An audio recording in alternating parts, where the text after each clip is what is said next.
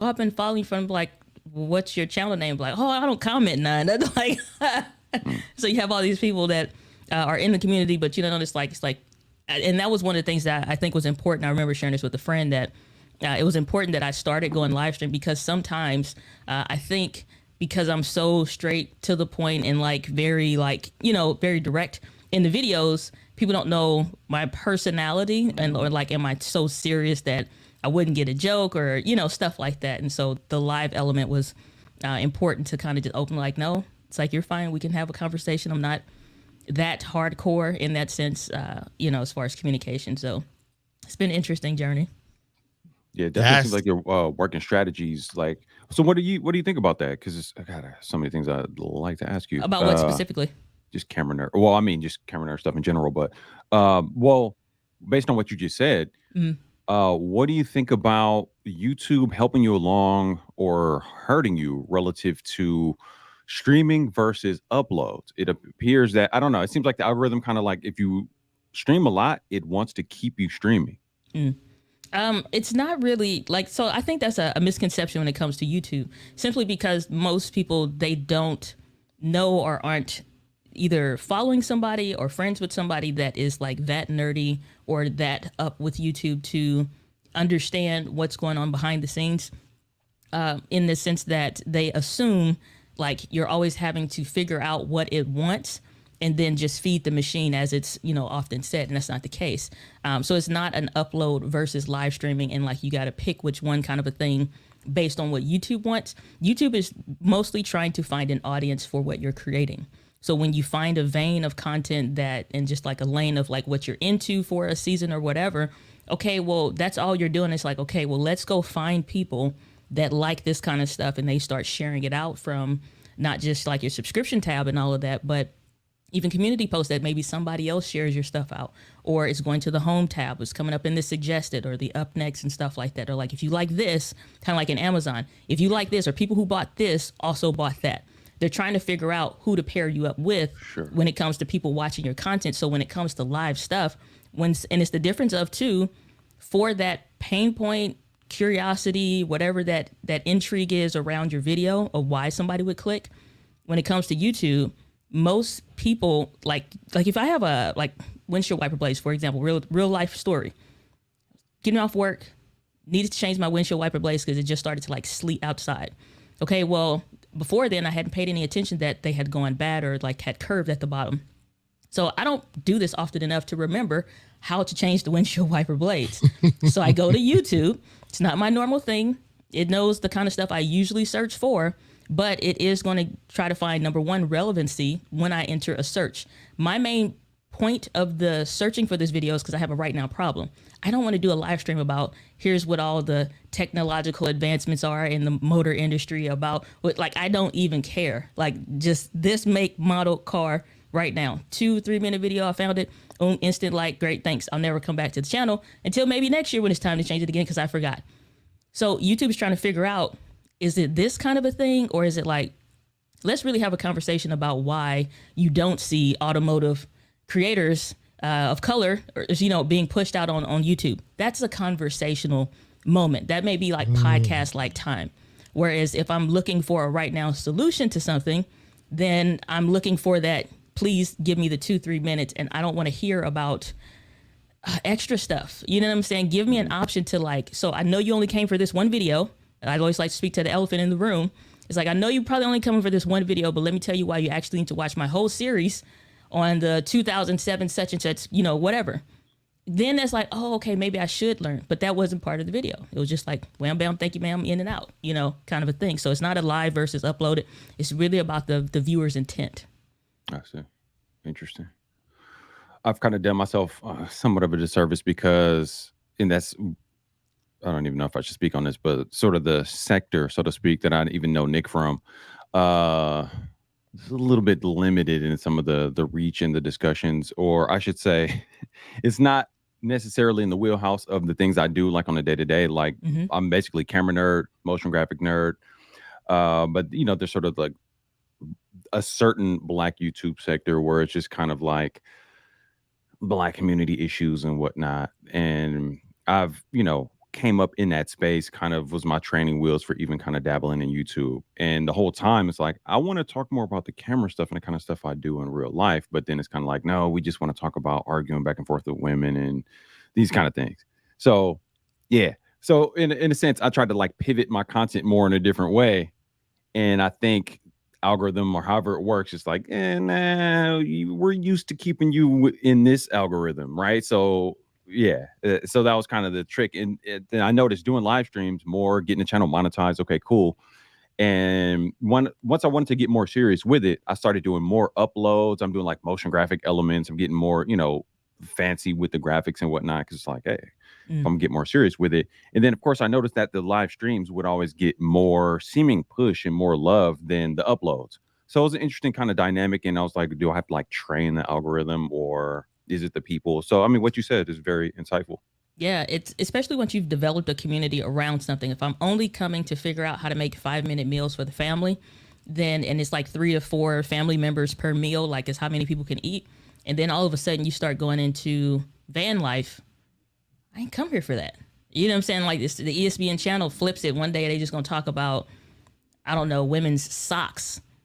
I didn't come here for that. You know what I'm saying? It's like, yeah, it's like, well, let me tell you about the way we do the Achilles heel. It's just like, bro, listen, please stop. It's like, I didn't come here to figure out the reinforcements of it. Like, we didn't come here for that. And so it's more so like the existing audience. And I've gone through this a couple times with content shifts around, like initially my channel had nothing to do with cameras, nothing to do with tech, none of that.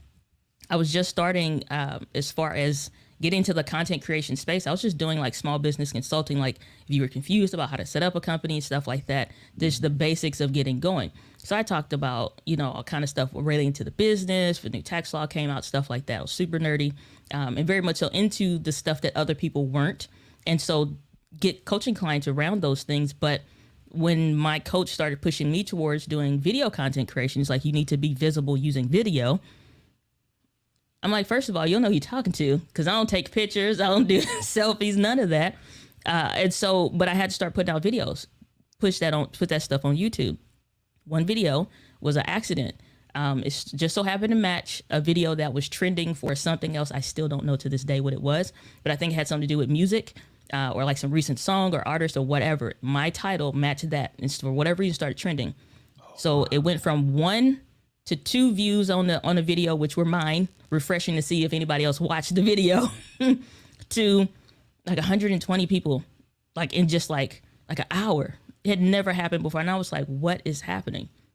So at that point, now I understand that like I'm getting some insight at that basic moment. Now YouTube is like, it's showing what it thinks people want. Now, once it finds out that's not what they actually want, the watch time, stuff like that, it's like, oh no, this is not the right thing. And the comment on that video is like, I was looking for such and such. And I'm like, well, what the heck is that? I don't even know what you're looking for. So now it's got to redirect those people to find out what is it that you're looking for. Thumbnail title looks attractive to what they want. And then the video isn't clickbait in the sense that it delivers on that. So when you switch content around doing different stuff, it now has to, the people that are there have to figure out, am I into this or am I rocking with it just because I like you as a person now? Versus like the YouTube algorithm now has to like, okay, change it up. Okay, cool. Like, are we still going to do that other thing anymore? Or are we just going in a whole new focus? After so many uploads and stuff, it's like, okay, well, it's going to take us a minute. Like, because we know these people that we need to stop. Now we got to figure out again who to target and who to bring to you that is going to like this. And when we show it to your regular folks, they're not feeling it.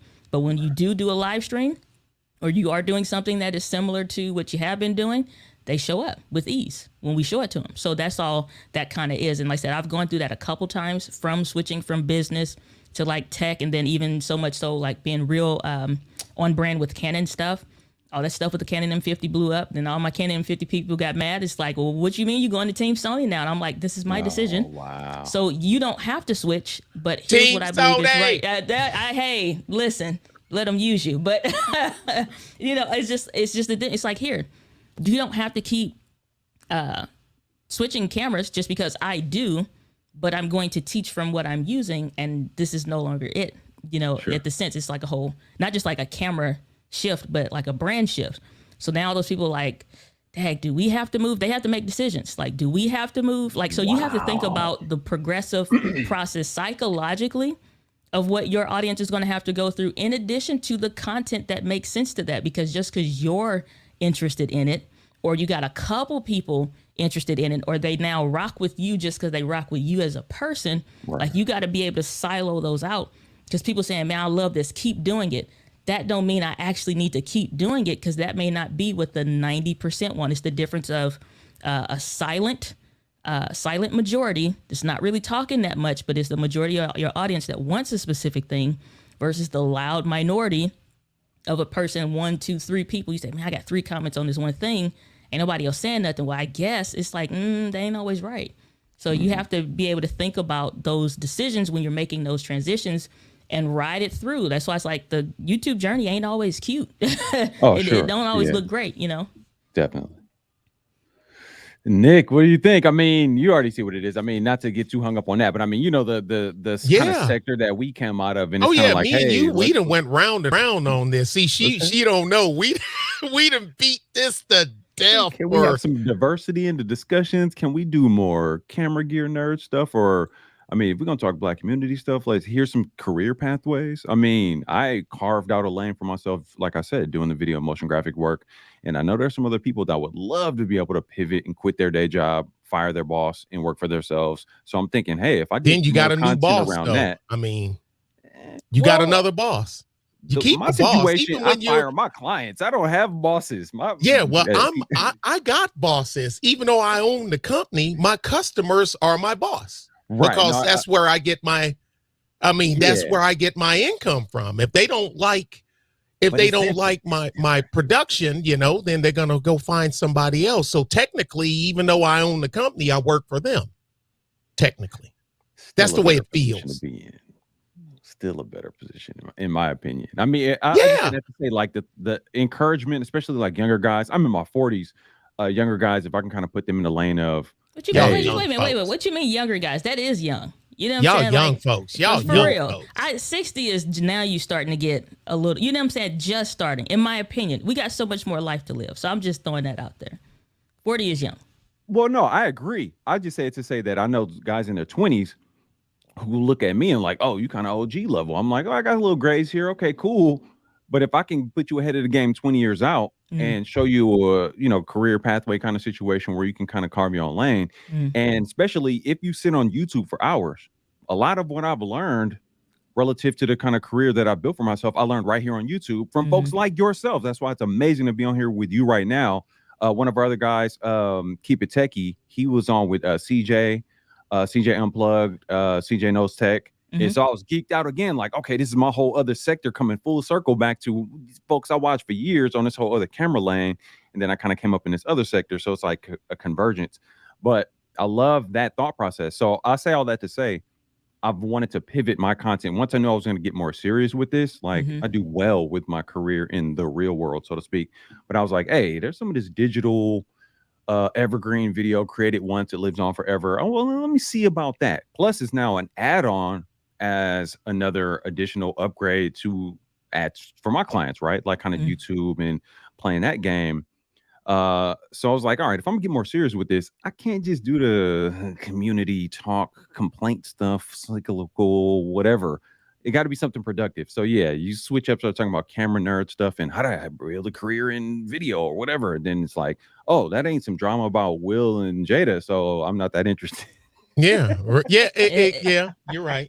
I mean, but that's again, I understand, because it's like I can't think if it was a picture or a story or where exactly it comes from, but it was basically, it was like I think it was like a picture of like Jesus with a teddy bear behind his back, and this little girl's like trying to get her to give basically the principle of give me what you have that I know that you love a lot, so I can give you something even better. And it's the same kind of thought process when you think about YouTube, in a sense, like, yeah, I was growing a channel up to maybe, I don't know, maybe 500-800 subscribers. And when you're growing from 0, that's a huge milestone, because you know how much work it takes to do that. And so I'm like, dang, I'm gonna switch now. It's like I'm just getting some momentum, and I'm just starting to see some results from things. I'm like, I'm gonna switch now. But the one thing I can say is that as I started to have more conversations about it, as I started to, like I'd like to do the seed and lead method. If I'm going to seed for something, it's like, well, later in this interview, we're going to tell you about some of the best cameras that, creators or activists or whatever are wanting to get started can use to start sharing their message using video on whatever platform. Okay, I'm seeding for something that I'm not saying that that's what we're going to talk about later, but but that's what it's like, the seed and lead. So I'm seeding for something now, get back to what we were talking about, and then I'm going to lead you to something else and say, really, you guys really need to be considering doing X, or you really need to be thinking about doing X. Later on, after so many videos, you keep seeding nice. For people. They get that message. And then those that, it's like your content always needs to be attracting and repelling people. Always.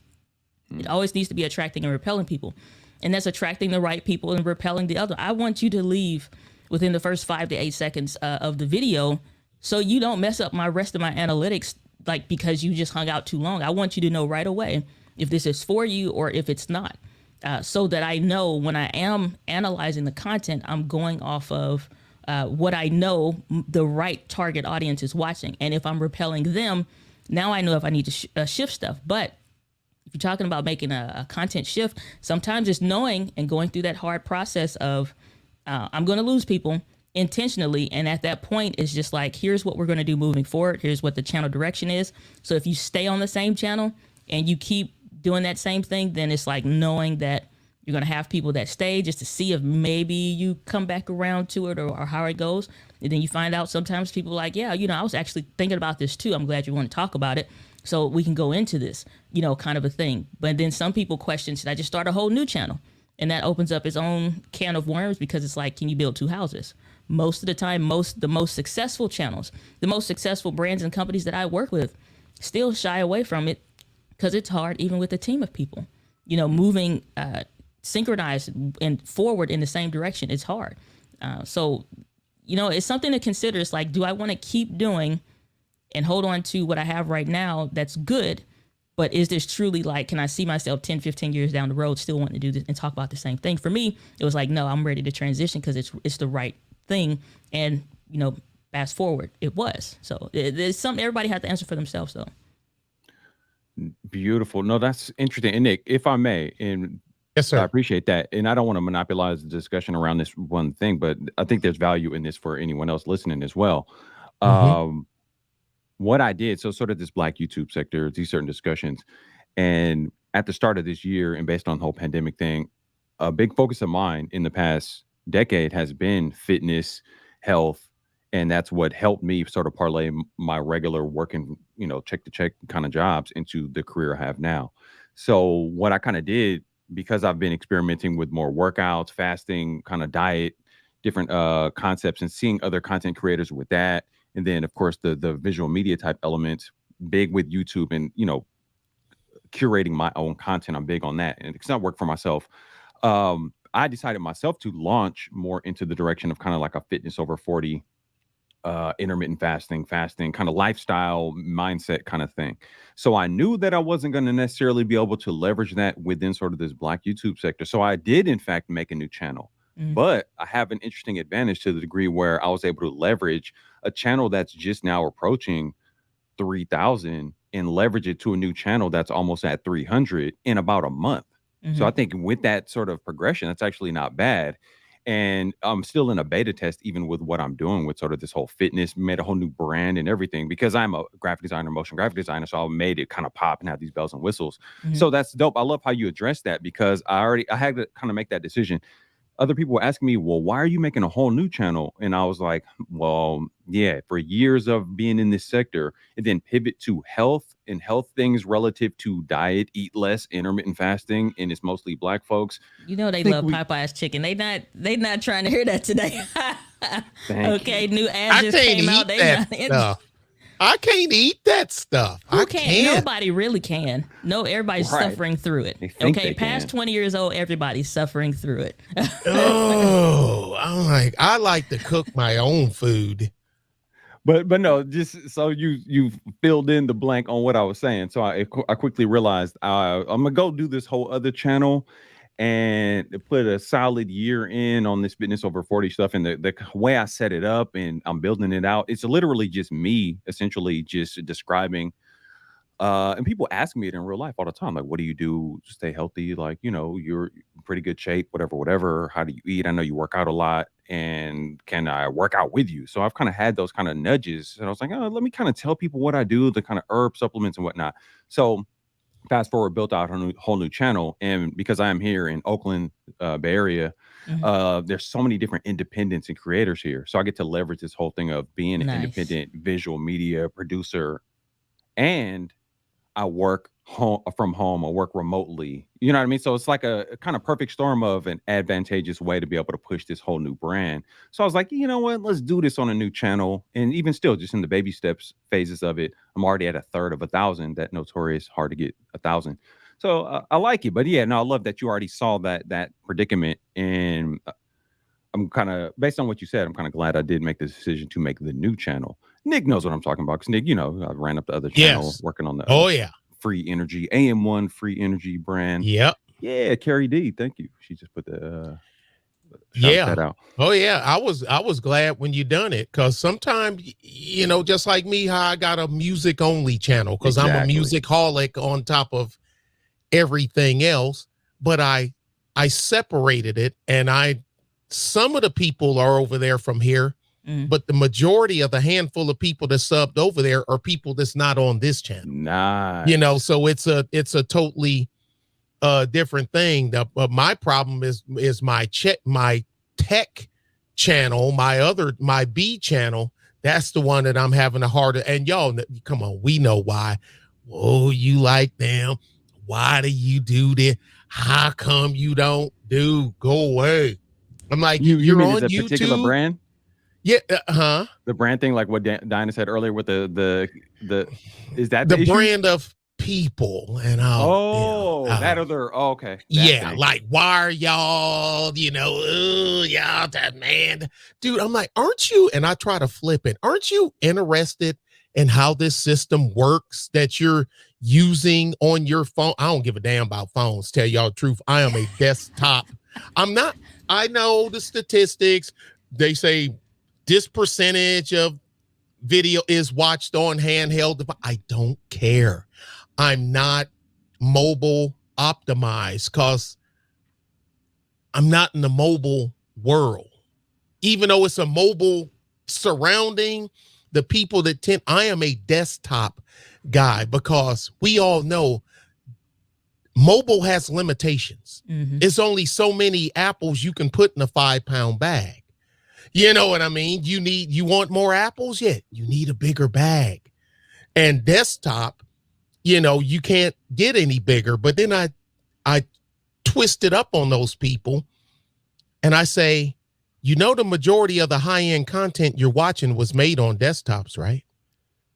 I said, all them key lights and DSLR cameras and all that. I said, all that is done on desktops, right? I said, you listening to this sound? Yeah. I said, you ain't running no DBX 286S through your through no smartphone, right? Right. A 3.5 millimeter adapter going.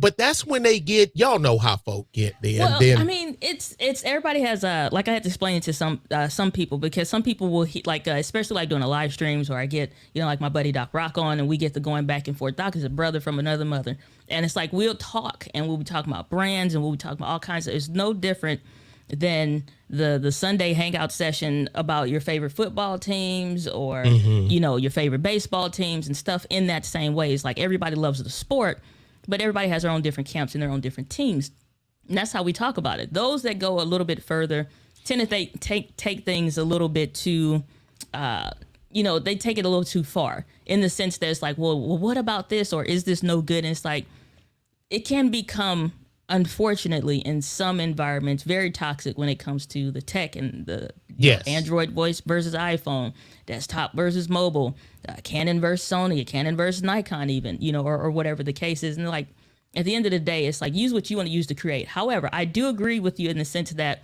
like, I'm that desktop 99% of the time person, even though I have my phone and do all this extra. They'd be like, hey, what do you think about doing videos around the smart? You'll probably never. It'll be pulling a tooth to do a video, because it's just the ease of use isn't there, in my opinion. in my opinion. And I'm fine to Same disagree here. with people. But at the same time, like I'll always say on my live streams, I'm on your show, so I'm not, not going to say this for you, but it's like, you're welcome to disagree with me, but you're also welcome to be wrong. So yeah.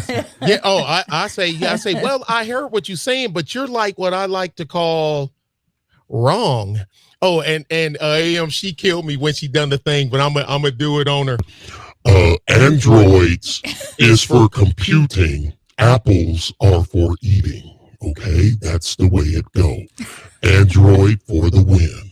No, I'm just because she was doing this video where she was going through all her sound settings. When I was trying out the everybody pulls that specific was clip. Hilarious. That was and it's crazy because it's like I work during the day. At that time, it looked I was like it was a spur of the moment thing. Looked like it wasn't planned. No, like not at all. It was that was something I chose to just add in and feed in, because you think, well, you kind of get a gist for like, okay, I'm adding this video to the channel so it can be a part of the library, or sometimes it's literally a video that may serve a commonly asked email question or question via email that's not something that's highly searched on YouTube. And because it serves that purpose, I am fine with that video only living for that reason. So it's like sometimes you figure, and it's like, dang, too many people are going to watch about this specific thing or whatever. And I was like, I got this clip from when I was trying a mixer and how these voice changes things. But I'm like, how y'all get to this part in the video? Y'all wasn't supposed to even see this.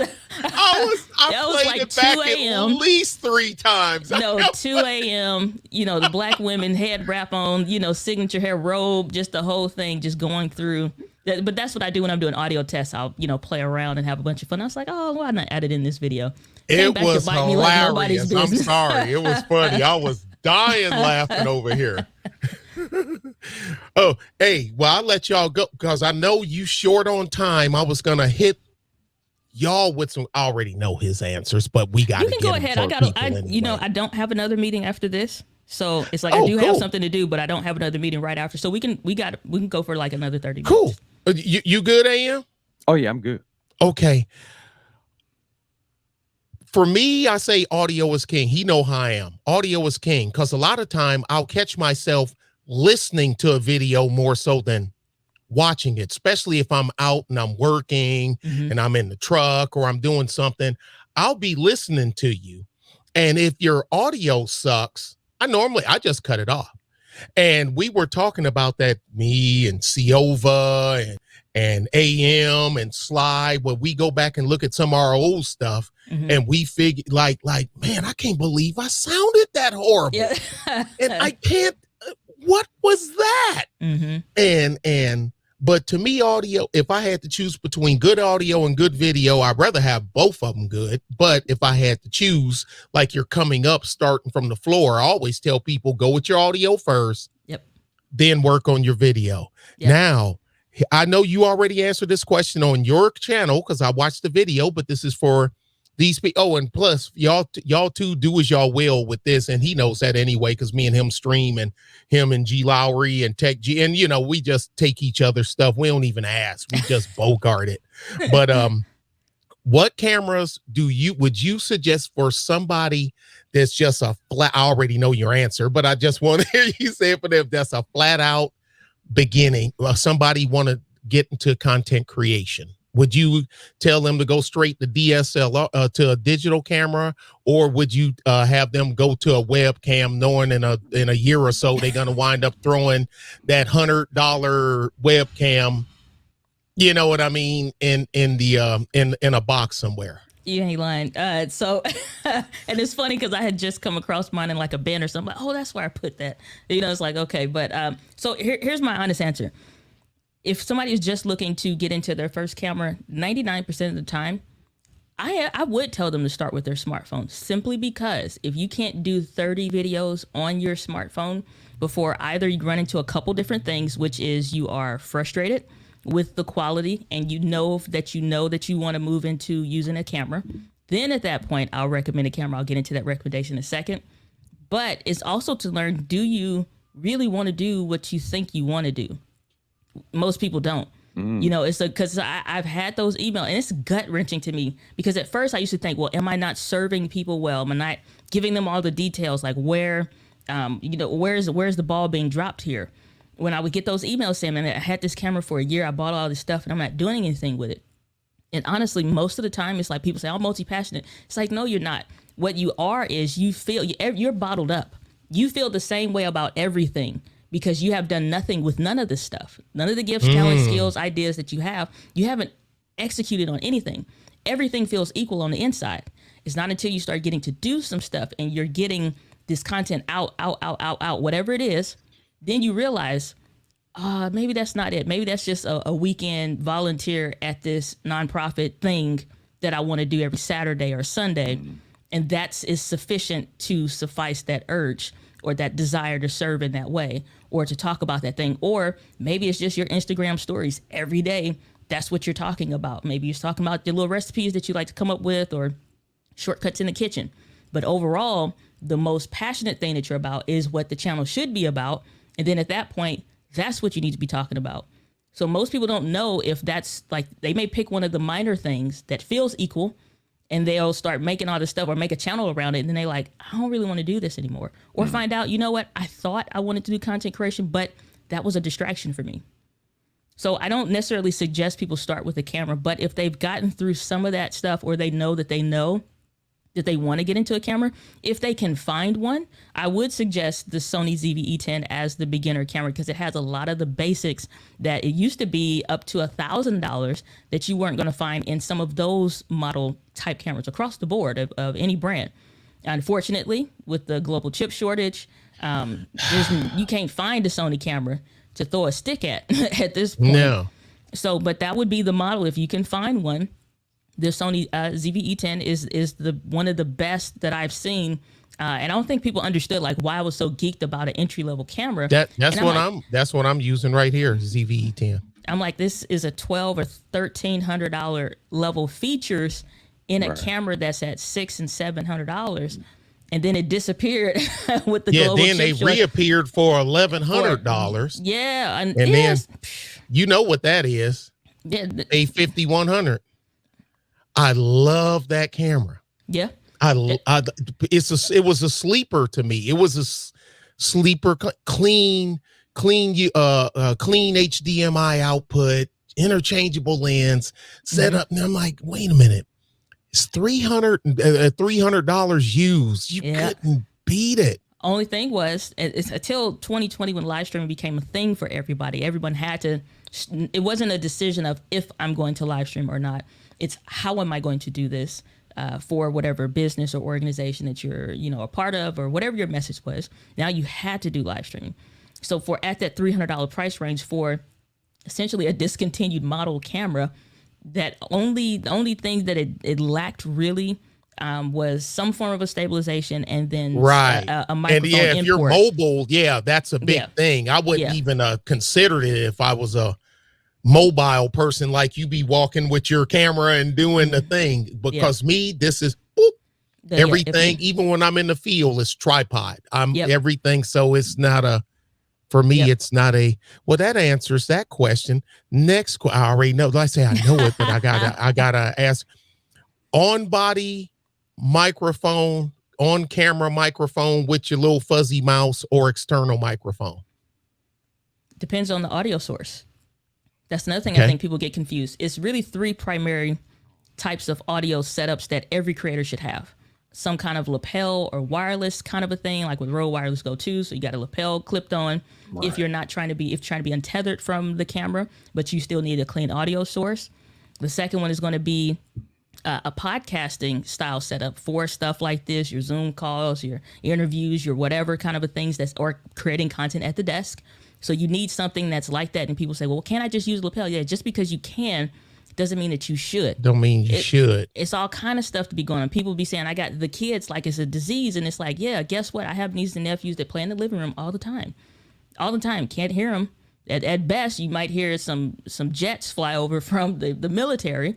But that's only at a certain decibel range, So at that point, you can block out a lot of audio and stuff that may not sound as great or as clear, or just honestly the repurposed quality that you get from a podcast style microphone at like a Samsung Q2U, Rode Pod mic, Shure SM7B, Shure MV7, any of those models, fantastic. Then the last one would be the shotgun microphone or the vlogging style microphone. People see that, but they don't see the right context. Even every movie, every show, we see the guys hanging over doing like this. Yeah, with the boom operator. It's just out of the shot every time. Got a big old blimp on it with furries on the inside. So it's like you're not seeing that they have close audio sources to them all the time. So people get that confused. It's like, well, I don't want to be tethered. It doesn't matter at some point. They're like, I don't want the mic in the shot. It's like, it's not really, I get what you're saying, like where people are coming from with that. But what is going to deliver the best quality? Because ain't nobody worried about the mic in the shot on anything else. Like literally, like nobody's worried about it. Yeah, I mean, that's okay for vlogs and podcast style. I mean, short of, I do some client work where they have obviously like a lapel setup. And I think even to a certain degree, that adds an aesthetic of if you're doing a talking head kind of thing to where people are so accustomed to seeing that from like a psychological standpoint, that's not even off-putting. But then sure, an off-cam mic as well for a talking head kind of thing.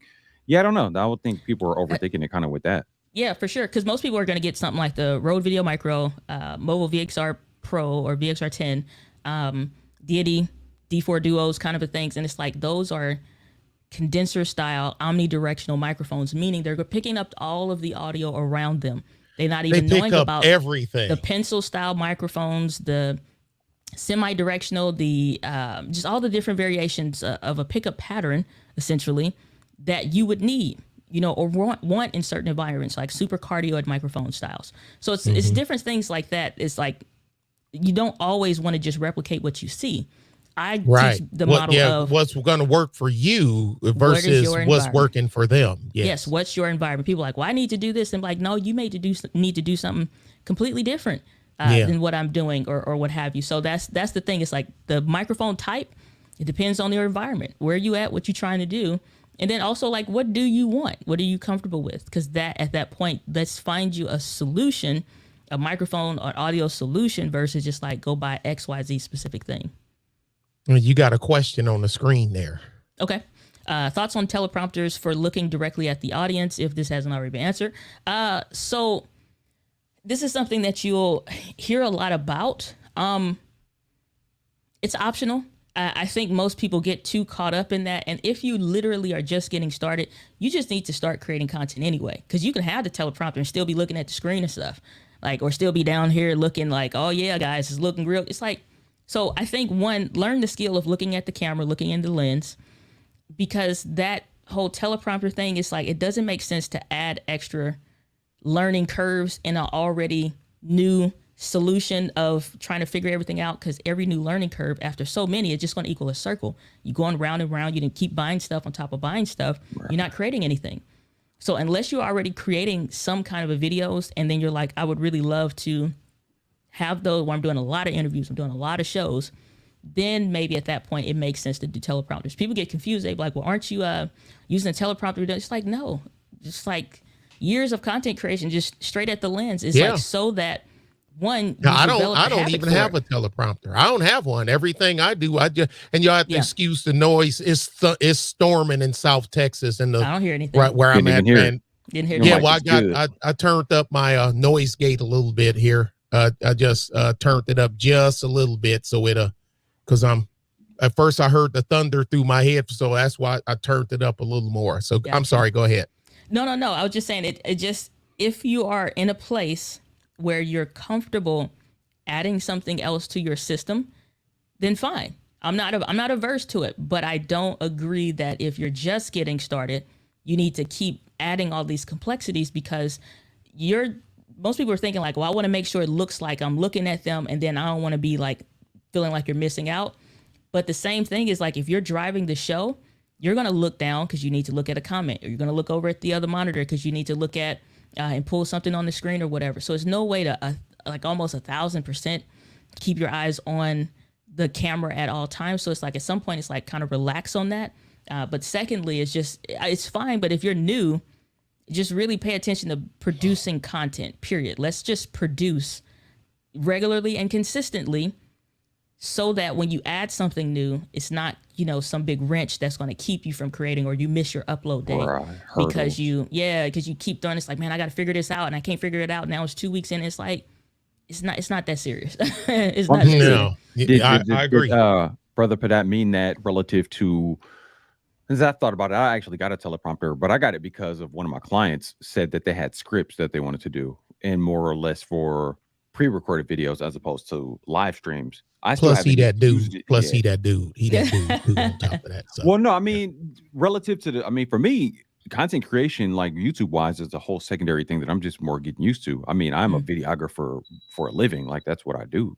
So some of this stuff I need to have. So I mean, production work, exactly. So for me, the kind of camera. I mean, I'm live streaming with a Sony A7S III, like beyond overkill. But I don't think overkill is a thing, because it's like at your base level of what you need for something like this. It's like it's like this on the A6400. I can swap this out all day long, make all the Sonys look the same, or make them all look different, or change the look. And it's like people get confused. I like when you was using the other camera. Like I wasn't using the other camera. We was experimenting with different picture profiles, just playing around.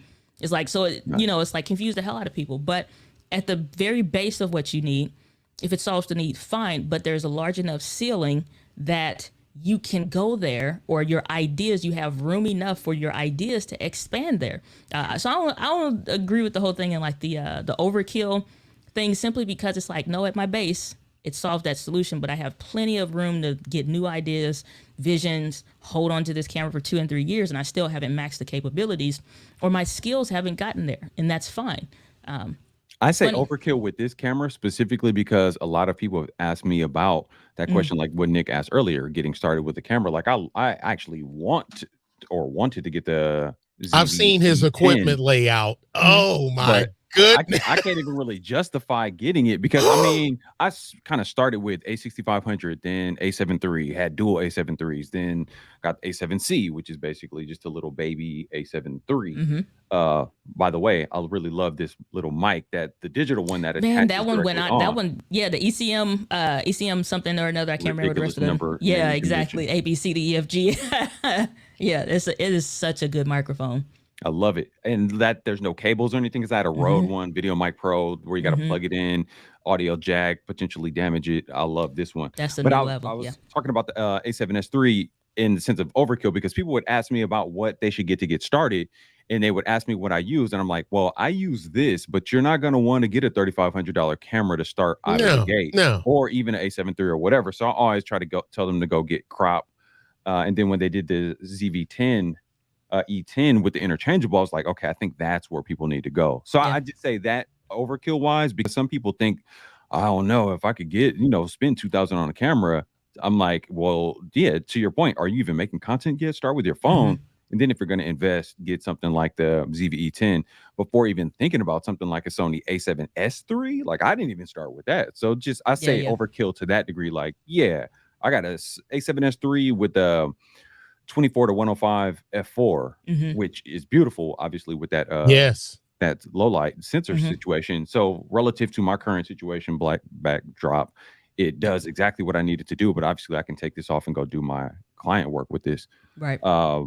And I love this setup. But yeah, that's what I'm just saying as far as relative. But I always tell people too, I said, if you got a few thousand, if you done got to the point where you got a few thousand subs and half of your content is still you on a phone, you screwing up. You're not gonna, I mean, there's only so far, but that's elaborate. I don't know. Because wait a minute about that. No, yeah, I mean, the one, I mean, this is okay. I'll elaborate. This is nigga's what a snob. Clack, clack. Hey, y'all. And hey, hold on a second. Yo, what's up, dog? Hold on a second. I'm done. Yeah, y'all. And that clack, clack, clack. Dude, no, stop. So, no, Diana. It's only so serious. Somebody gonna take you at that point. So wait, you're used to this sector that we kind of came up in with foolishness, people coming on with horrible audio and all and that. And I can't listen to it. And know what I do? Right. I understand. I can't. So I understand.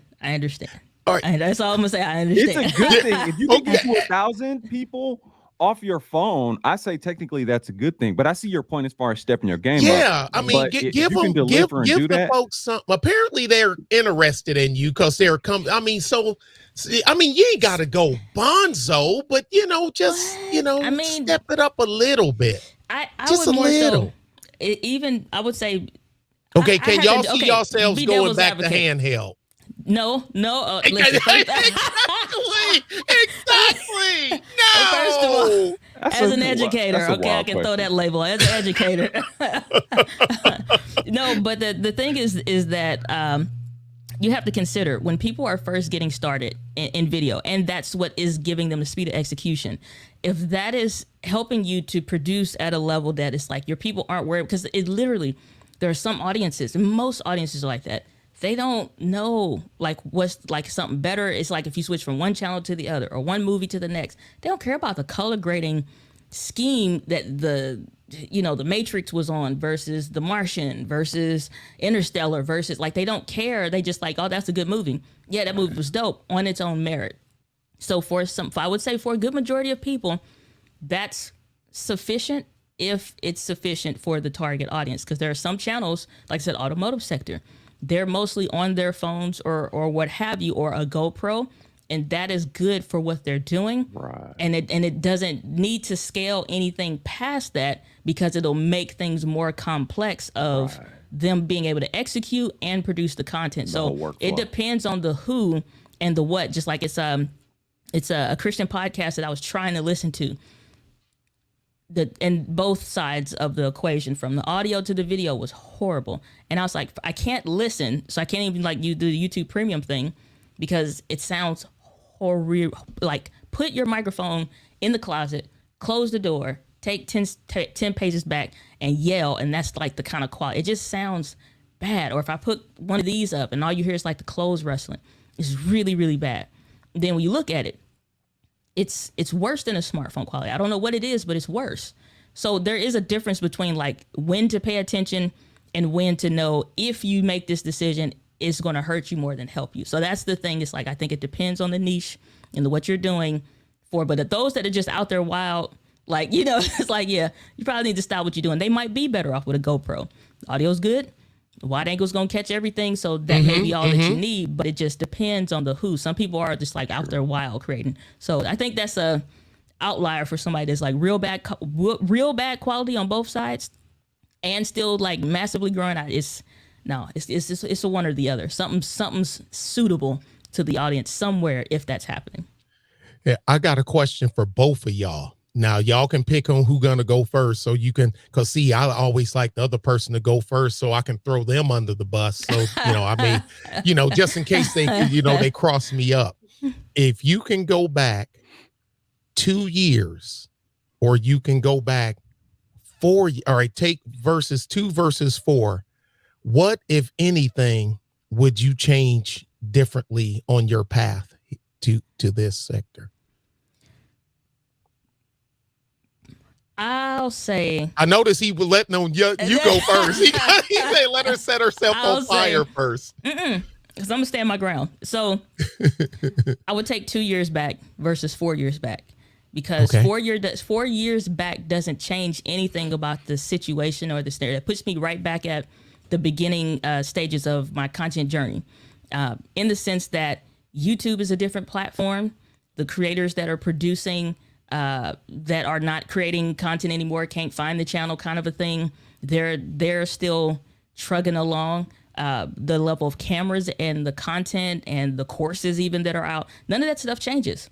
So with the information that I would have at that time, nothing changes, other than unless I'm taking current present day knowledge into that situation. If I'm not, and I just get to go back and try again, I'm not going 4 years back, because I ain't gonna be able to change nothing. Job's still gonna be the same, income still gonna be the same, still gonna be living at the same place, still gonna be doing the same thing.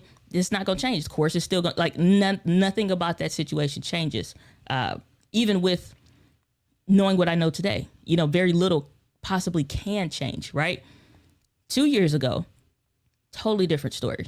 Because at that point, I have quit my job. I have changed my life. I have literally, what I'm saying? So now at 2 years ago, there's mistakes that I can take ownership of that are now in my possession, that I'm like, now let's rethink this with a different mindset. Or even if I had to start over again, no new information from present day to take back then, I would do it again, because I think I would make different decisions based on if I just slow down and speed up in a sense. So I would go 2 years back versus 4 years back. Yeah, for me, excuse me, it would be the same. The 2 years for sure. I mean, as far as 4 years, that's when I was really kind of getting started specifically with more content creators within specifically the Black YouTube kind of sector. So that was me just kind of getting my feet wet with this. I had already had a career going doing the visual media production work around the Bay Area and whatnot. So I was already good there. I do wish I had a time machine, so to speak, relative to my understanding of it now, monetizing this, leveraging these things, and how important. So, and I would take the 2 year option for sure, because knowing now what I know, I either would have already ran up a channel doing more kind of like either motion graphic tutorials, camera reviews, tips and tricks. My tips as far as everything camera related, content creation related, as far as my career. And I already built a channel out like that. This whole time, I've just been kind of like, do I want to do that? Plus the time it would take relative to the client work that I have going on in the real world, so to speak. So it will definitely be that. But I mean, I'm in a no-lose situation because doing visual media production work, everything is going more content. I'm in a no-lose scenario because then even now, I took that and parlayed that over and kind of merged it with the idea of like independent content creator, producer, video guy, and tying that in with this health and fitness kind of thing.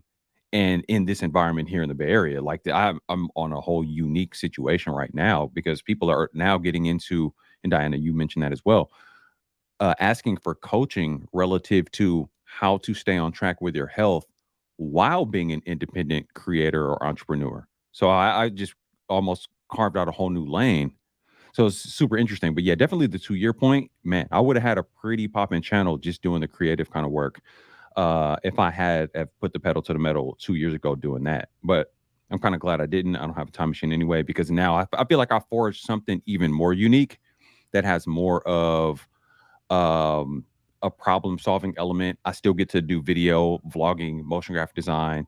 So I still get to flex doing the fun stuff, my own brand. And then it's leveraging something to where I can even get into like a landscape of like coaching. Sorry about that. Oakland. They coming to get you, man. I called them on you while you was I took the money, man. Hey, they said they say $10,000. They gonna come to me. Hey, I'm gonna be like, hey, I shoot these. I don't shoot the other ones well. That's right. Right. But That's yeah, no, what's definitely up. the 2 year option. But yeah, definitely like at this point, the creativity levels is just going through the roof and focusing more on the health element as well. So that just carved a whole new niche for my life and a whole new like life path, career path. I'm able to solve for a couple of different things. In trying to inspire more creativity, more independent freelancer kind of vibes, and health all in one swoop. It's like, wow. Yeah, 4 years ago, tech wise, is hard because hell, it's still a joke. Like, think about that. 2017 going to 2018, YouTube is a joke. If that's what you're saying, like you're leading around something with that as a profession. Whereas what was funny was right when I was quitting my job, and then after I had quit my job, now the DMs start to come in from old coworkers like, yo, so how you really like make money on YouTube or whatever? I was really thinking about like, man, I really feel God pulled me in this other direction. And it's like, it's you a joke at that point at your job, doing what you're doing, blah, blah, blah. I had an assistant at that time. I would come to work and have made more money than I would make for that next pay period. So, and I'm like, I don't care if y'all laugh. Like those those are not depositable at the bank. Like, Yes. You know what I'm saying? So 4 years ago, YouTube is a hard sell to average Joe creator because they're not even a creator yet. Sure. So, but now, even 2 years ago, it's a whole different ball game to where the value proposition has shifted. You don't have to, like I remember I used to do video editing when I first got started. And I remember doing, what was it, like a cohort or a community or something I was invited to speak at. And a gentleman asked, he said, how do you sell your clients on video? I said, if you have to sell them on the video edit, don't even work with that client. You pitch into the wrong people. Because if I had to pitch you that this is the right thing for you, and I'm trying to sell my skills or whatever, of what I can do for whatever direction or niche or audience that you're speaking to, wrong approach. Go find the people that are ready to produce content, got a backlog of stuff. They just batch recorded a bunch, that they're ready. Because that now your client experience is different. Whereas that's the environment that even 2 years ago we were at now, whereas 4 years ago, people listening to Gary Vee, people seeing Casey Neistat vlog every day and they think, man, he's playing on YouTube. Y'all crazy. Man, let me go get in the stock exchange. Let me go, not that any of these directions are bad. Let me get in real estate. But now you see stock people on YouTube. Now you see the real estate people on YouTube. And now you see, you know what I'm saying, all of these different industries trying to figure out like, or understanding rather, there's a home for me here and I should have been here a long time ago, especially like nonprofits and stuff. What do you think? Now that's gonna parlay. I'm sorry, but go. I'm gonna let you go ahead. The next one is gonna parlay into that. But go ahead, brother. My bad.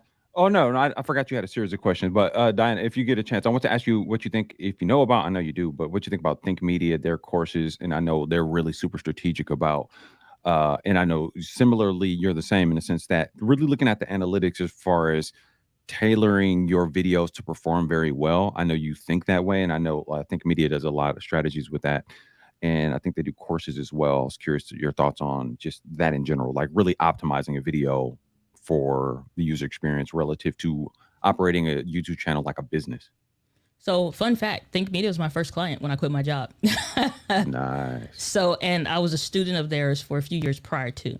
Nice. So I don't have any qualms about it because I'm a student and product of, obviously I have other coaches, mentors, you know, like Ray Edwards and stuff, but I'm product of everything that they teach in the sense of, one, if you're going to be on a platform, so I do subscribe to and even promote to an extent, like some of the things that of what they're doing. So I support the teaching there.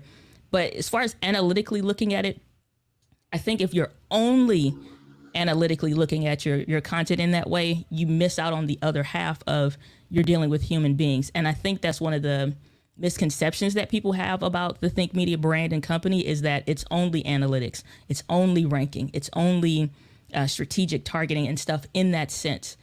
That's like, people are always going to be a part of the equation because you have to know how to communicate. That's where, like I said, my mentor Ray Edwards, in the sense of copywriting, writing the words that sell, saying the words that sell, speaking, teaching the stuff that sells, like all of that stuff matters.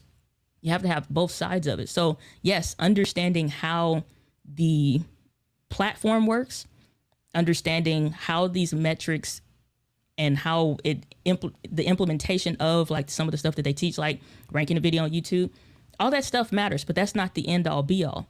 Are you going to produce a piece of content that clearly communicates the solution to the pain point or the frustration or the interest or the intrigue, the curiosity of the why somebody would click on the video? Do you understand those concepts?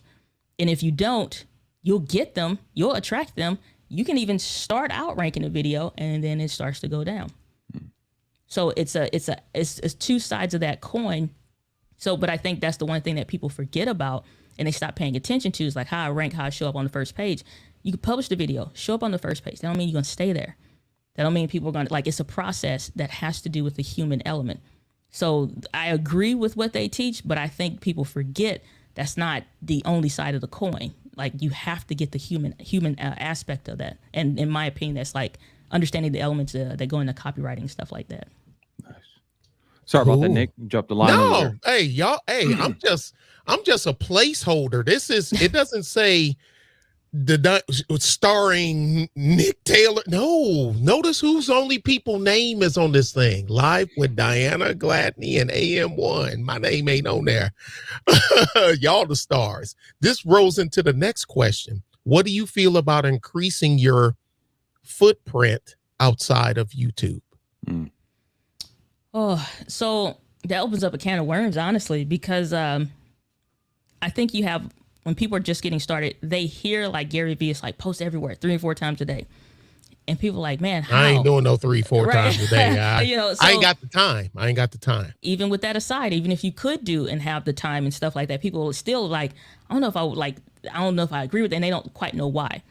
And here's the perspective shift with that. I agree with being on YouTube, but so for some people, it's interesting, some coaching client, I'm like, your platform right now is not YouTube. Depending on the who your target audience is and where they prefer to receive content 90% of the time, then go there. Not that you can't find a target audience on YouTube, but for some people that's not on YouTube. So spreading to go to other places, you may find stuff kick off on a different platform because that's where your people go. You got some people that their target audience prefers to communicate on Facebook. You have some now that prefer to communicate and see content on TikTok or LinkedIn or pick whichever one. So you always got like a primary and I think an associated or related secondary platform. But find out where the number one spot is for those people. Yes, you can build a content plan and all this extra other stuff on YouTube. That may be slower going for you, not because what you're doing isn't working, but simply because your people prefer to be on Instagram 90% of the time. That's where that's their jam. Yeah, they do come to YouTube sometimes for XYZ fill in the blank, but it may not be always. So that's what I think. It's like people assume it's only YouTube and then everything else. That may not be the case, because some people just 90% TikTok right now, and then they may go to Instagram and then they hang out a little bit on YouTube. So you got to figure out where your primary target audience is that you're trying to reach. Where do they hang out, and go be there. Sure. Yeah. As I've been getting more into the YouTube thing and leveraging that, my mind just goes crazy and think of all these different platforms and utilizing those. And, again, doing the kind of work I do, I think in terms of, I know I can build a particular asset, leverage it or part of it on one platform, bait people over into, let's say if I've posted something, a little teaser of something on Instagram or TikTok, bait people over to YouTube, because I know YouTube, or at least in my estimation, is one of the easiest monetization kind of workflows. YouTube's one of the best. So seeing it basically once I got a monetized channel, I was like, okay. And then there's people who I've come up with over the years who I've seen monetize and go crazy out of this sector. Like, yeah, people making like millions, like ridiculous. And for me, it's about, I want to offer something of real value, not just kind of some ratchet content or whatever. I've seen people, make a lot of money off of what I would consider to be sort of mindless content. And not to hate on what they do and make their money, but it's not my route. I want to offer something of real world value that's like of benefit, that's not just mind numbing, because there's already enough of that. So I think I'm creative enough to do that. But yeah, baiting people from other platforms onto YouTube and then experimenting with Telegram. That's something I've been playing around with as well. The idea of, can I extract somewhat of a following from YouTube into some little siloed thing just for me, like how Telegram kind of is like a Facebook page, but just, really isolated. So that's cool. Just having like the isolated group kind of concept. And then of course like Patreon or something like that. But the more I got serious with it, got monetized, and then came with this whole new brand thing, then it just changed my whole mindset about that. So I definitely like the idea of being across different platforms, because I know some people, like friends of mine here who have like really cool brands and different things. And I'm kind of consulting with them like, you have 20,000 on IG, you have 50,000 on IG, but then you have 50 on YouTube.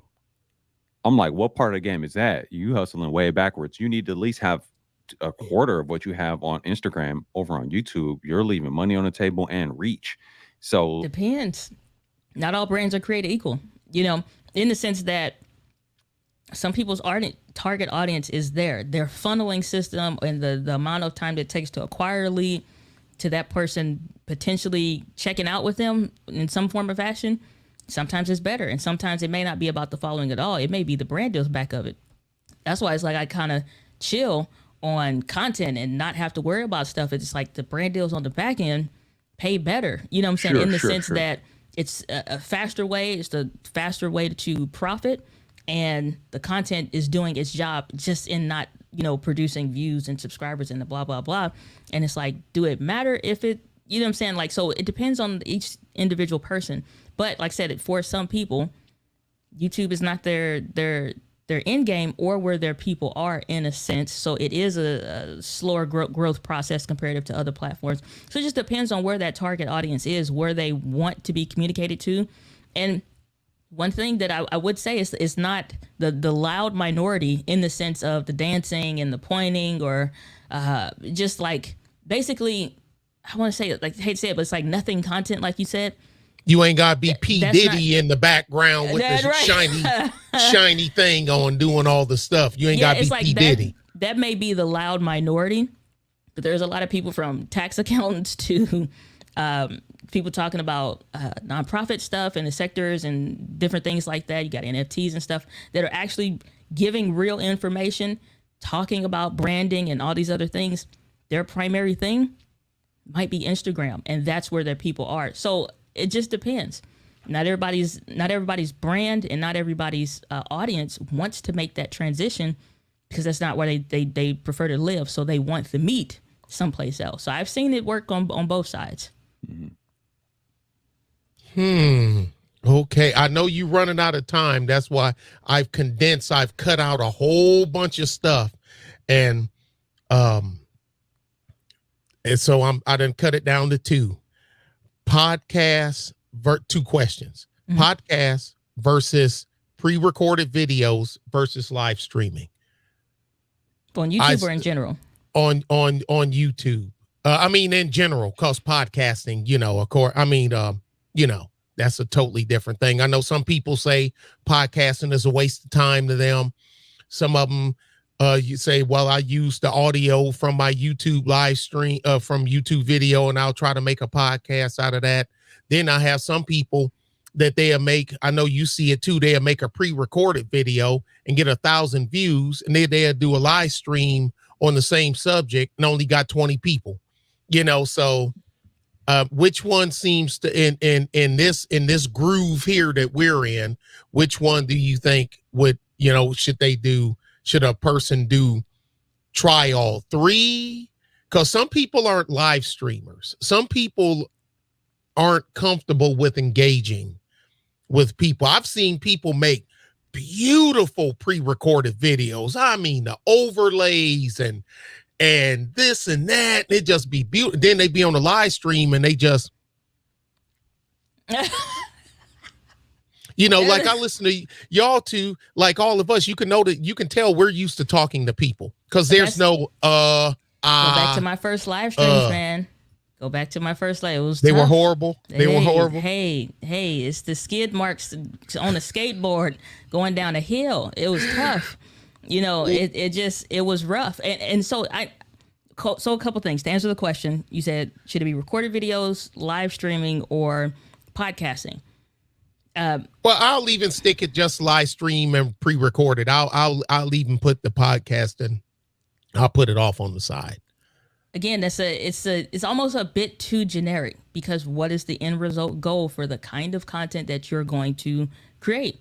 Is it more, most people, where they struggle with like a recorded, like you said, let's stick with your example. You do a recorded video, it does well. You do a live stream and you're not getting the same kind of results. The reason why sometimes is that a piece that people prefer, your target audience for that piece of content, they prefer that in a dedicated, give me the answer because I have something to do with it, or it's in the process of I need this step to go to the next step, which may be your next video. If it's not, most people have like open-ended, close-ended content. If you're doing a video that in that specific thing, like I'm not going to do a whole live stream about memory cards. Not going to happen. Not in that respect. You're going to have to throw in all kind of stuff. Yeah. All they want to know is which one should I get for X, Y, and Z product. That's all they're trying to figure out. It's a close-ended conversation.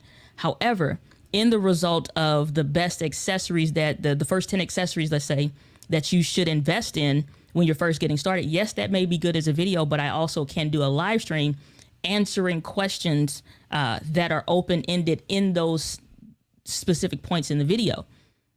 If you're not doing an open-ended conversation of, is this the best X, Y, and Z, should you do, or I really disagree, it's like you're throwing gasoline on the fire.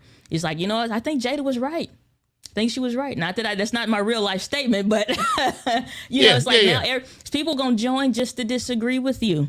You know what I'm saying? Yes, in that sense, because it's open for conversation, right? When you're doing something and you're already saying what everybody knows, and I'm not going to do a live stream and say why the ZV-E10 is the best one. I'm going to say, here's 3 other cameras that you should consider and not the ZV-E10 kind of a thing. And let's answer some of your questions about the comparison. So I'll group them together. What's the pros? What's the cons? Don't make them Olympus people mad. Don't make them Olympus people mad. I don't get the haters. I don't get the brand haters on my channel. I can honestly say I don't get brand haters on the channel. That's thankfully, I don't get the brand haters. But that's the thing though. Are you opening a conversation around something and let's have discussion around it? Because then they're more apt to do the live stream if they can trust you with their time. If they can't trust you with their time, or you're skipping comments, or you like not to bash anybody, but it is what it is. They be like, okay, we'll drop a super chat. If it's $10 or up, then I'll answer it, kind of a thing. So they like, well, I don't want to do that, kind of aspect. If it's just a regular live stream, maybe it's too disjointed in the sense that it's like, you know what? I don't want to waste time with this. I'd rather either catch the replay so I can skip through, wait to see if you do a video about it, or just skip it all the way to begin with. So live streaming is a lot about trust. Can I trust you with my right now time? Because I can't get it back. So, you know what I'm saying? If you do a live stream a couple times or even a few times, ain't nobody watching because they don't know if they can trust you with their time. They and even the regular recorded videos, it's about a trust of time. Can I get through the video and not have to worry about skipping or going back or just like, oh, geez, get to the point already. I watched somebody's videos reviewing a video, and it was like 3 minutes and 41 seconds before they got to the point. Why? You know what I'm saying? Like, so if I can't trust that in a 7-minute video and 3 minutes of this is a waste of time, almost 4, I don't know about a live stream because you may just be pushing it. I'm gonna wait for a few more people. Why? I'm here now. So a lot of that is about trust. So if people can't trust you, one, to show up consistently and to keep showing up, it's fun and engaging in the sense around whatever it is that you're talking about. And then number 3 is, if is this open-ended or closed-ended, in the sense like, is it something that actually for us to talk about? You know what I'm saying? So that's the difference when it comes like recorded and live. Aspect wise, in the sense of like performance and things. When I do something, and I'll say like, for example, M50 came out, Canon EOS R and RP came out. Here's why the M50 is better than those two options. And we're going to have a conversation because everybody feels some type of way about it. So analytically, it's interesting to the person that's searching, and the human relationship aspect of it is, I'm talking about something that may be frustrating. You wish they had did this release or wish they had added some features. You want to talk and you want to vent with somebody that understands and knows what you're talking about, or talk about this, talk about that. Those are those now fun and engaging. So they like, man, I can't wait for the next live stream. So now I don't live stream as much as I used to. But people like, when I do a live stream, they're like, man, I'm so glad to catch you live. Ain't nobody saying that if they can't trust you with their time though. You know what I'm saying? Yes, I agree. AM? Yeah, no, I'm just soaking up the game, just in the sense of like, I'm kind of starting anew, so to speak. I mean, I have some experience with YouTube, so the more I look at leveraging this more, so if I'm going to do, the camera, motion graphic content, kind of AM1 creates work versus my new thing with the health and fitness stuff, I want to look at all these different strategies to make sure I can reach and talk to the people, gain that trust to be able to get a particular topic in, and just looking at the strategies of what works right relative to YouTube, the algorithm, the people. Make sure I'm addressing a pain point or I'm giving a solution. Obviously doing health related stuff. For some people, it's aesthetic. Some people, it's just different layers to that. But just looking at being strategic about how I'm setting up the videos, getting to the point, respecting people's time, and then looking at how to pivot that back and forth. So it's kind of like I'm relearning, since I kind of came up in a sector where it's kind of a free for all to a certain degree. Now I'm kind of pivoting to a whole different sort of mindset algorithm, so to speak. So I got to deliver the content in a different way. So Diana, I appreciate that, because I'm just able to soak up game in a whole different way and really look at it where, the people element of it, but then the sort of business time element, because, I'm a technician about it, so to speak, is for sure video, motion graphic work, you have to be.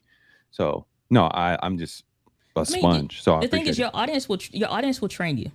You know what I'm saying? Your audience will teach you. The more that you're creating, they will teach you what they like and don't like. It was a couple people that made significant shifts that overall served the whole community. And again, learning to listen to the silent minority versus the loud majority. So, and it's like, and understanding when your people are commenting, like when you know that this is somebody that's your target audience, something about the content is repelling them. One guy said the audio's too low, and that was on me because at the time I was new, I couldn't figure it out. And I'm like, hey man, I appreciate you saying that. I'm working on it. Let me know in the next video if I'm getting close to where you should be. Then I found that sweet spot of where all the audio can consistently be good, or where those levels should be at. Okay, that was one thing. Another person said, man, I love your stuff, but I just wish you would slow down around like the technical stuff, or you lose me when you get to the I'm like, okay, no music, no bunch of trends. Like we're getting into like analytical, like crop factors, and we like, okay, you got a 1.5 times crop on an APS-C. So when you add a 35 millimeter, it's not quite a like, I'm not going to do that fast. Even though I may be excited, I have to recognize you're learning this. Sure. This sounds like Trig 2, in, you know what I'm saying, in school. And that's the stuff I absorb. I mean, I already knew it, but I absorb it like that, you know, but some people ain't like that. Right. And so knowing when they get to this, because 80% of my audience, I take that back, 90% of my audience is male. And those men are people that were within 35 to 46. So number one, it's like, I have to approach this as a woman, because they already kind of like, man, does she even know what she's talking about? You know what I'm saying? I have to deal with the fact that I'm not just a female, but that I'm a woman that's a creator in the tech space, already a minority. Now I'm Black too, another minority. I got dreads, you know what I'm saying? Like, you know, do you really know? So to know that I'm going to bring it in a sense that it's like, man, I watched, and this is those comments that you know that you've made adjustments and you've refined your content to the point that it's like, you are now right in alignment with your people. Like, man, I watched this 1,000 times on a bunch of other channels. I watched this on channels that's way bigger. Nobody explained it like that, but paying attention to the small things. And so when you can make those adjustments to your target audience and know that it's like you're making changes that better suit them, now you know when you do a recorded video, it lands because it's really for them. Versus a live stream, we can chill. You know, you can trust my regular stuff. But on the live stream, yeah, let's talk about it. And I'll say but if that's a regular recorded video that day, this ain't gonna be like a regular video. I'm ranting today, so if you're here for it, stick around. If not, I'll see you on the next one. You know what I'm saying? And like, you'll hear sometimes it's like, hey, that's me. We here for it today. And people will say, man, you held me like one other comment. Yeah, you don't want to see my regular content. You don't want to look at my regular content. You know, but you know, again, it's like you'll have like one guy, it's like, held me for 10 straight minutes. Okay, that video was only 10 minutes and the audience retention was bomb.com, you know, on that particular video. But it's when you add all those elements up so that when you do a recorded video, it lands with the right people. So if you do a live stream and you're new to all of this, your people already trust you from your regular stuff. So if they couldn't make the live, now they're going to be mad that they missed it. You know what I'm saying? Versus like, I don't care if they live or not. Yeah, that's what I get. And I know y'all going to get out of here. That's your last thing. And I'm getting out of y'all hair because I know y'all got stuff to do. And you can see it there and I'll let y'all take it. Yeah, we kind of already addressed this, but I'd be curious. Oh, y'all did? Diana thinks about this. I mean, similarly, but. Okay. Oh, okay. I find it interesting that people who are Clubhouse, 34, 50,000 followers, but are trying to migrate over to YouTube and are failing catastrophically. What do I think? The thing is, these people that are on Clubhouse are there for a reason. They can keep washing the dishes. They don't have to worry about, like if they're producing content, they don't have to worry about so much audio quality. That was one of the cool things that Clubhouse introduced, was that low barrier to entry. Hear people closing the freezer door, bag of peas fall on the ground or something, you know, like literally all kinds of stuff, baby rattling like, you know what I'm saying? Like, it was low barrier to entry. I'm a snob. I can't do it. I can't do it. I can't. But for those people, that's what they needed. They wanted community without all the excess of the audio tech. So they're following a specific vibe for a reason. So you saying now I got to go to something that's primary visually. Maybe they don't have a YouTube premium account. They ain't, you know, so I'm not going to pay just so I can still listen to what I wanted to listen to already anyway. So if that migration, again, who is the person that you're trying to redirect them to, they ain't over there for a reason. So it's just really about understanding the target audience, what they want and how they prefer to be communicated to, and understanding the why that is. They may not want to be on YouTube. They just trying to listen while they cut the grass, listen while they work, not necessarily have to worry about watching anything. Or it's like, hey, on the screen, we're going to put an example of the such and such, you know, like, no, they just want to listen and chill, whatever, or engage in that way. So it just depends on the audience. I don't do Clubhouse. I still haven't. I don't do Twitter. What, Twitter banned me before they banned President Trump. So they did. They kicked me. I gave him the blueprint of how to get kicked off of Twitter. They didn't. No one ever disputed no one said you weren't telling the truth. We just don't like it. Okay. We're dealing with feelings, but I'm not going to get to that. Y'all, any closing statements from either one of you guys? We got to do this again. I like this. even though we do stream, he and I, we didn't stream together, me, him, and CO. Hey, Cova mad, right? Cova mad. He wish he could be here. He missed out. Diane Gladney. Oh, hell no. But he don't get off work until late, at night. So hey man, when I worked the job, I'd log out. I just died where you been. I had an interview. I'm not even joking. Be in the car, Whitney Houston, lip sweat, and just be like, yeah, join it, trying to do the best to just make sure the audio don't move. Happen, yeah, right? I'm telling you. Yeah, but I think we need that. We can, if it's cool with y'all, we can do this again, because I'll just save these other questions. 5 things a new streamer need and should have or shouldn't have.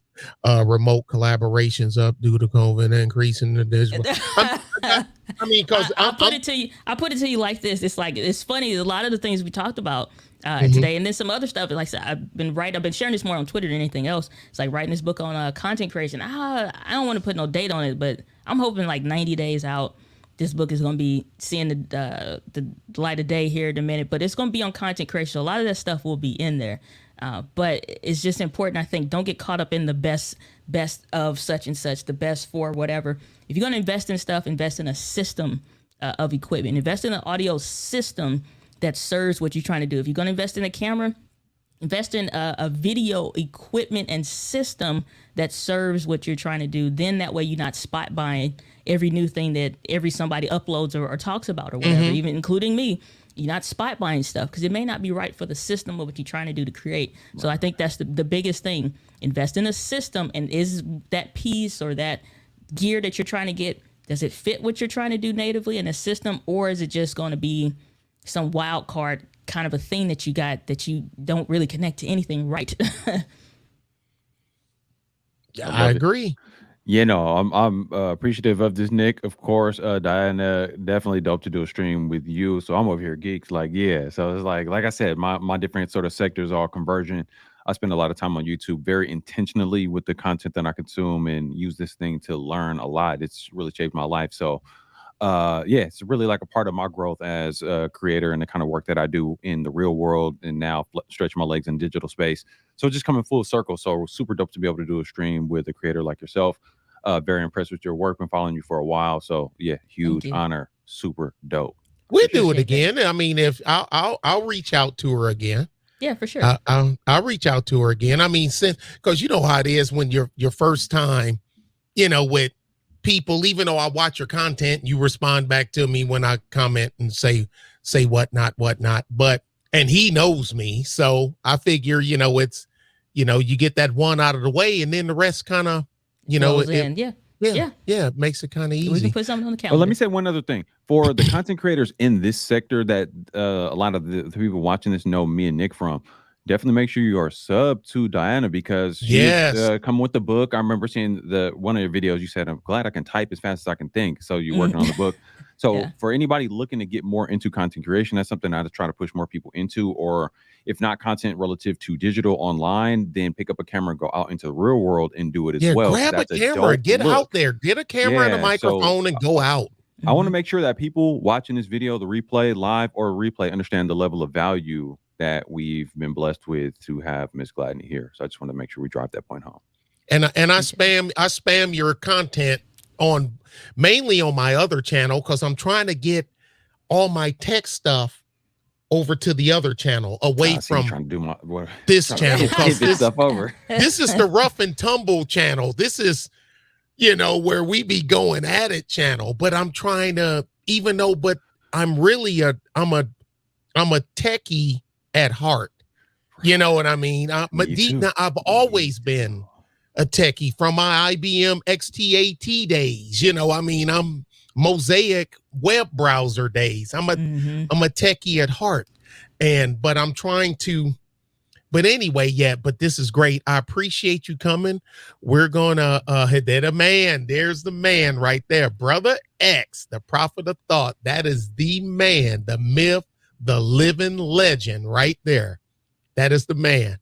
But I appreciate you. I appreciate you coming.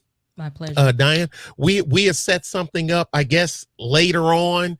Her digital assistant, dude, that thing is brutal. I mean, her digital assistant, like, your time is this. Pick a time. Pick it. And I'm like, okay. And okay, dang. It's like, I like the thing it. Is, it's like, I like it. I like it. Especially on days that I have a lot of back-to-back interviews. It's tough because we'll have like the closing out, and then you have people that want to ask questions afterwards. And it's like, if I have another show scheduled right after, it's like, we got to make sure you we gotta go. You gotta go. I get it's like, I'd rather give and say, like, again, it's like, yeah, I can, it's like, let's go another 30 minutes. I'm good.